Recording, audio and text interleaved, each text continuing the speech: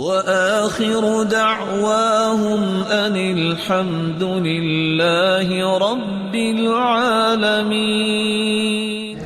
اللہ کے رسول صلی اللہ علیہ وسلم کان یتنفس فی الاناء ثلاثا، آپ 3 سانسوں میں کوئی چیز پیا کرتے تھے اور آپ یہ الفاظ بولا کرتے تھے، وَأَهْنَ وَأَمْرَ وَأَبْرَ، 3 سانسوں میں پانی پئیں گے تو یہ پیاس کو خوب بجھاتا ہے، اس سے اللہ تعالیٰ قوت ہاضمہ کو قوت دے دیتے ہیں، اس کو ہضم ہوتا ہے وہ کھانا اور پانی، یہ تندرستی کا باعث ہے۔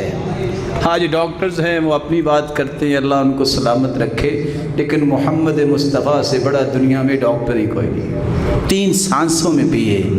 آپ صلی اللہ علیہ وسلم نے یہ بھی منع کیا کہ برتن کے اندر سانس نہیں لینا، برتن کے باہر سانس لے۔ اور طریقہ کیا تھا کہ جب آپ صلی اللہ علیہ وآلہ وسلم پانی پینے لگتے تو بسم اللہ کہتے، سم اللہ، جب برتن کو منہ سے دور کرتے وَإِذَا أَخَّرَهُ حَمِدَ اللَّهُ تو کہتے الحمدللہ، اور 3 مرتبہ ایسا کیا کرتے۔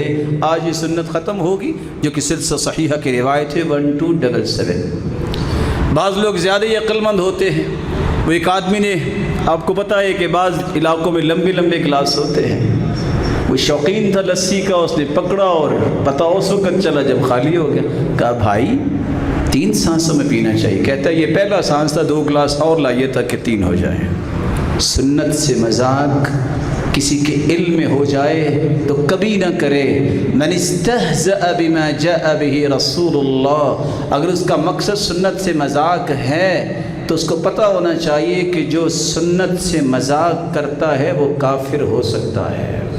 یہ بات یاد رکھنے والی ہے۔